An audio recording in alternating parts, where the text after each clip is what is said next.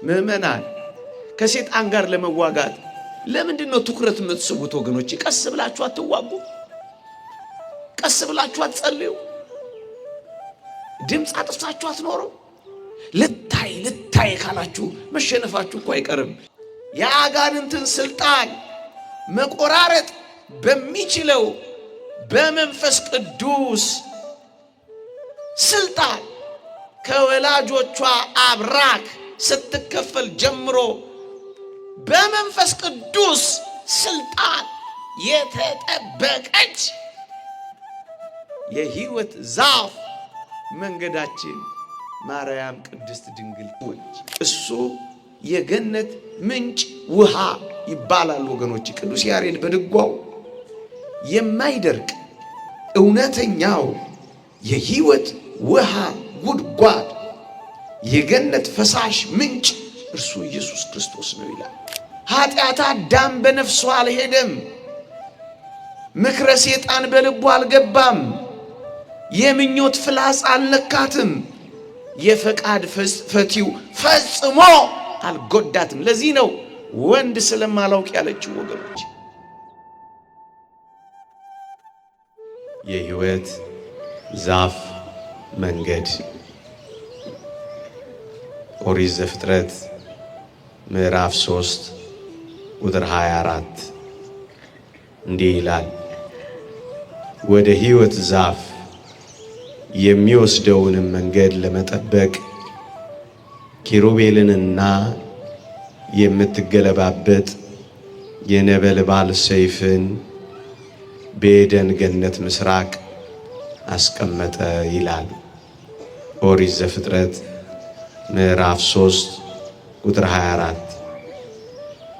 ልብ በሉ። ወደ ሕይወት ዛፍ የሚወስደውን መንገድ ለመጠበቅ ኪሩቤልንና የምትገለባበጥ የነበልባል ሰይፍን እግዚአብሔር በኤደን ምስራቅ አስቀመጠ ይላል። ከዚህ ነው የሕይወት ዛፍ መንገድ የሚለውን ርዕስ ያወጣሁት። ወደ ገነት የሚያስገባውን ወደ ዕፀ ሕይወት የሚያደርሰውን ወደ ሕይወት ዛፍ የሚወስደውን መንገድ እግዚአብሔር አስጠበቀው ነው የሚለው። እዩ፣ አዳም ዕፀ በለስን ከበላ በኋላ ተደፋፍሮ የሕይወትን ዛፍ እንዳይበላት እግዚአብሔር ወደ ሕይወት ዛፍ የሚወስደውን መንገድ አስጠበቃት ነው የሚለው። ለምንድን ነው እግዚአብሔር አዳም ወደዛች ገብቶ እንዳይነካት ለምን አስጠበቃት ካላችሁኝ፣ በድፍረት እንዳይገባ ገብቶም እንዳይወስዳት እግዚአብሔር ወደ ሕይወት ዛፍ የምትወስደውን መንገድ አስጠበቃት። አሮጌው አዳም እንዳይገባባት፣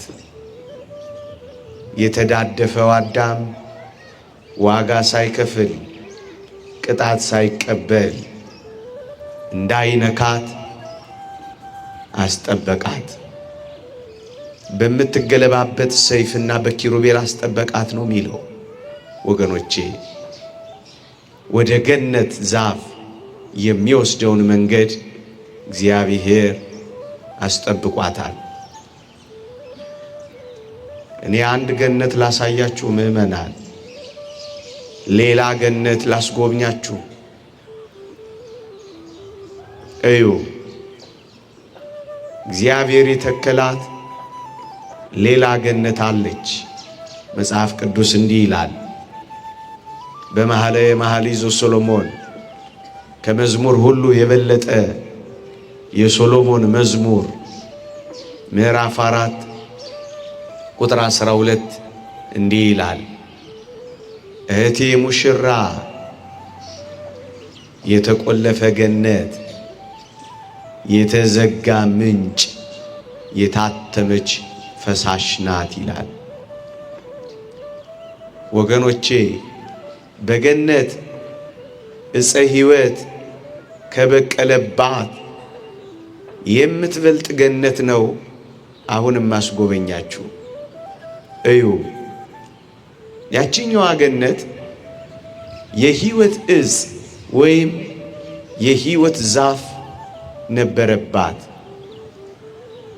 ሌላ ገነት አለች፣ የሕይወት ዛፍ የተተከለባት። የተቆለፈች ገነት የሚላት እሷን ነው። ምን የተገኘባት? የሕይወት ዛፍ የበቀለባት። ማናት እቺ ገነት ካላችሁኝ፣ ዕፀ ሕይወት ክርስቶስ የሕይወታችን ዛፍ። ወገኖቼ ዳግመኛም ከዕፀ ሕይወት እንበላ ዘንድ አደለን፣ ይኸውም ሥጋውና ደሙ ነው እንዳለ ቅዱስ ኤፍሬም። የሕይወት ዕፅ የተባለ የሕይወት ግንድ የተባለ የሕይወት ዛፍ የተባለ ኢየሱስ ክርስቶስ የበቀለባት ገነታችንማ እመቤታችን ቅድስት ድንግል ማርያም እኮ ናት።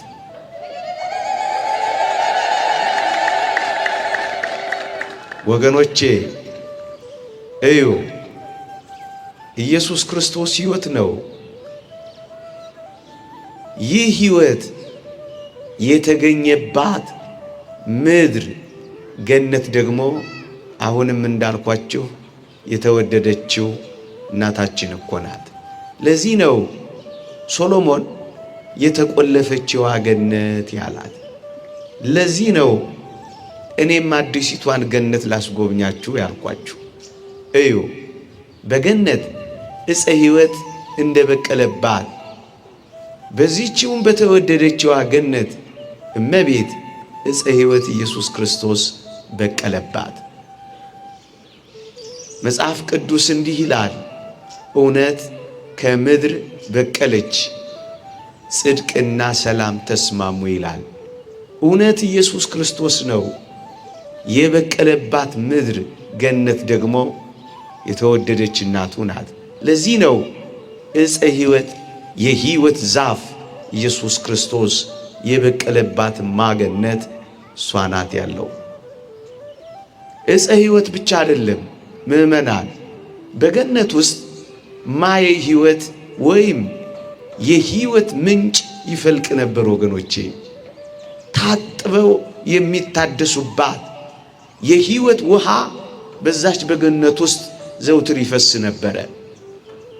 አሁንም መለስ ስላርጋችሁ የሕይወት ውሃ፣ የማያስጠማ ውሃ የፈለቀባት ምንጫችንማ የተወደደች እመቤታችን ቅድስት ድንግል ማርያም እኮ ነች። ኢየሱስ ክርስቶስ አዘቅተ ማየ ሕይወት የሕይወት ውሃ ይባላል። ነቃ ገነት ውእቱ፣ እሱ የገነት ምንጭ ውሃ ይባላል። ወገኖች ቅዱስ ያሬድ በድጓው የማይደርቅ እውነተኛው የሕይወት ውሃ ጉድጓድ የገነት ፈሳሽ ምንጭ እርሱ ኢየሱስ ክርስቶስ ነው ይላል። ውሃችን፣ የማንጠማው መጠጣችን፣ የማይደርቀው ልምላሜያችን ኢየሱስ ክርስቶስ ነው።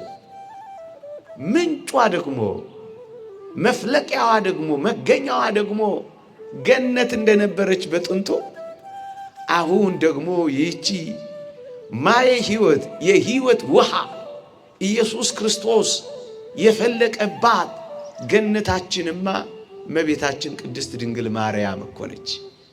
ሁለት ሶስተኛ ገነትን እግዚአብሔር የተከላት አነበብኩላችሁ በምንባቡ ምዕራፍ 3 ቁጥር 24 በምስራቅ እግዚአብሔር ተክሏት ነበር። ይህችውም የተወደደችው እመቤት ቅድስት ድንግል ማርያም ከምስራቅ እኮ የተገኘች ናት። ለዚህ እኮ ነው እህቴ ሙሽራዬ ሆይ የተቆለፈችዋ ገነት ያላት።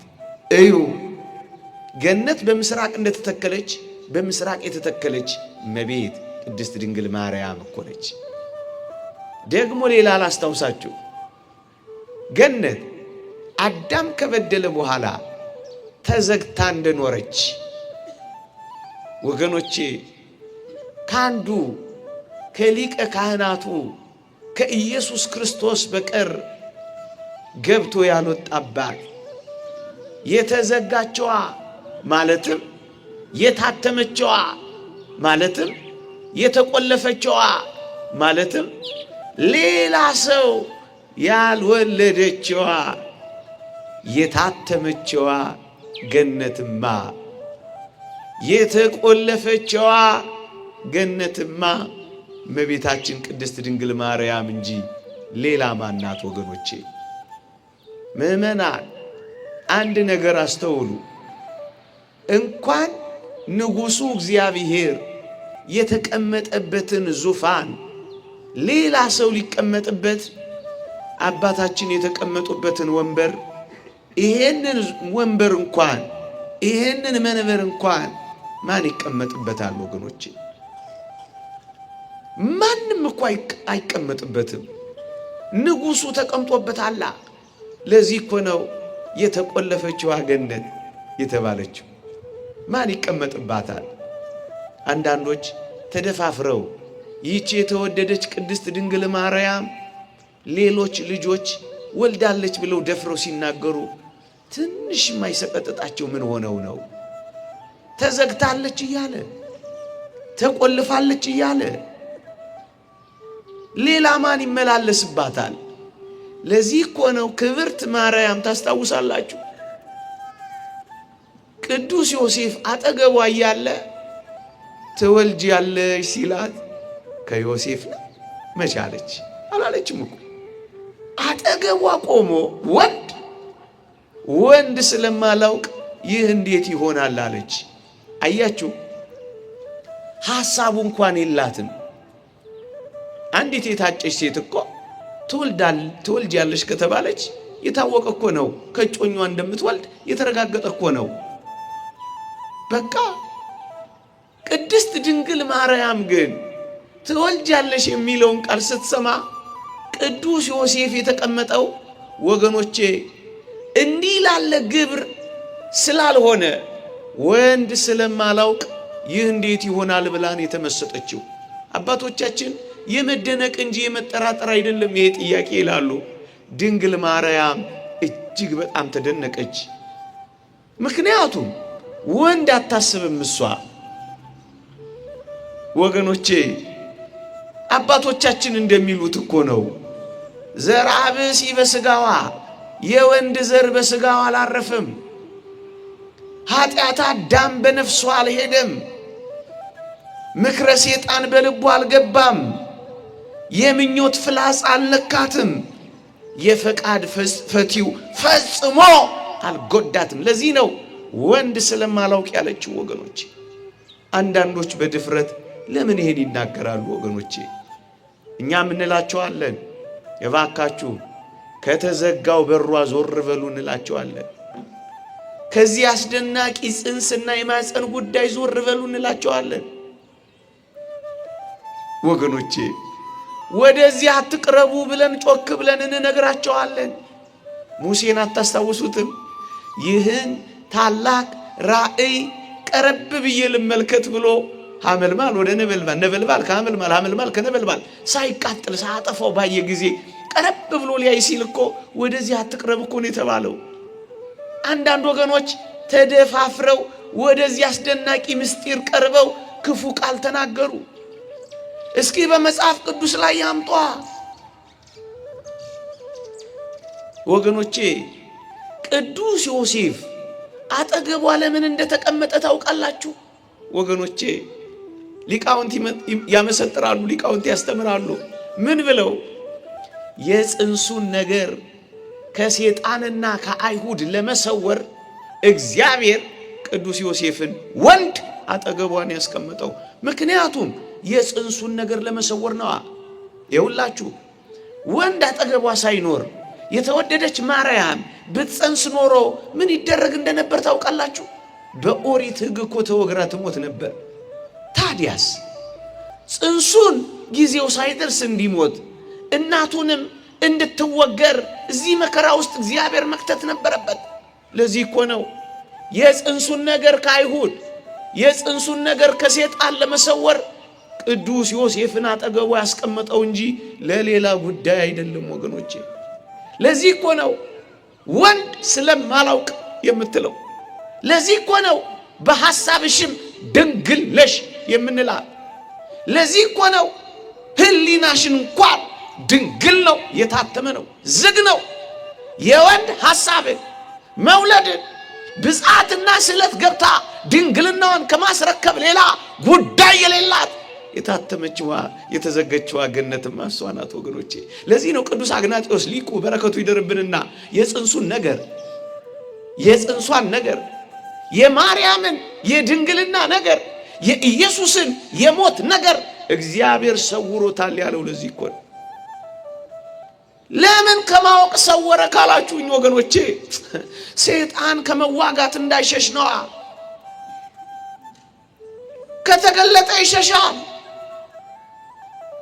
አምላክ መሆኑን ብቻ ከተረዳ ከመዋጋት ይርቃል። ለዚህ እኮ ነው ሲተኛ ሲያየው ፍጡር ነው ሲል፣ ማይበልና ነፋሳትን ሲገስጽ ሲያየው ይሄማ አምላክ ነው ሲል፣ 40 መዓልት 40 ሌሊት ከቆመ ሳይቀመጥ ከዘረጋ ሰዓት ሲያየው ይሄማ አምላክ ነው ሲል፣ ደግሞ ሲራብ ሲያየው ይሄማ ፍጡር ነው ሲል መስቀል ላይ አደረሰው።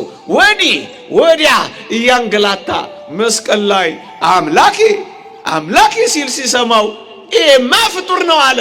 በእሳት ዛንጃር በነፋስ አውታር መስቀል ላይ ሲወጥረውስ ውሰድ አለው። እንደዚህ ሰውሮ ነው ድል የነሳው። ምዕመናን ከሰይጣን ጋር ለመዋጋት ለምንድን ነው ትኩረት የምትስቡት ወገኖቼ? ቀስ ብላችሁ አትዋጉ? ቀስ ብላችሁ አትጸልዩ? ድምፅ አጥፍታችሁ አትኖሩ? ልታይ ካላችሁ መሸነፋችሁ እኮ አይቀርም። ክርስቶስ እኮ ቀስ ብሎ ነው ድል የነሳው። ድምፅ አጥፍቶ እኮ ነው ያሸነፈው። የተወደደች ማርያምንም እንኳን ተመልከቷት። በዝምታና በጭምትነት እኮ ነው የኖረችው። በጣም አስደናቂ ህይወት እኮ ነው የኖረችው ወገኖቼ። ስታወራ ስትለፈልፍ ብዙ አትታይም።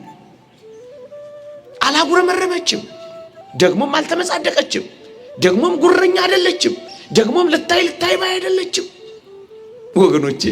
በጣም ጭምተኛ በጣም ዝምተኛ እኮ ናት። የልጇን ከሃሊነት የልጇን ማንነት እያወቀች አቤት እንዴት ታስደንቃለች። በልቧ ጠብቃ የኖረች ልቧንም እኮ የዘጋች ናት። ይህቺ እኮ ናት ገነቷ። በልቧም ተጠብቀው ነበር ይላል። አቤት እንዴት ቻለችው ካላችሁ ፍጹም መንፈሳዊት እኮ ናት ይህቺ አስደናቂ ሰማያዊት ቅድስት ድንግል ማርያም። ፍጹም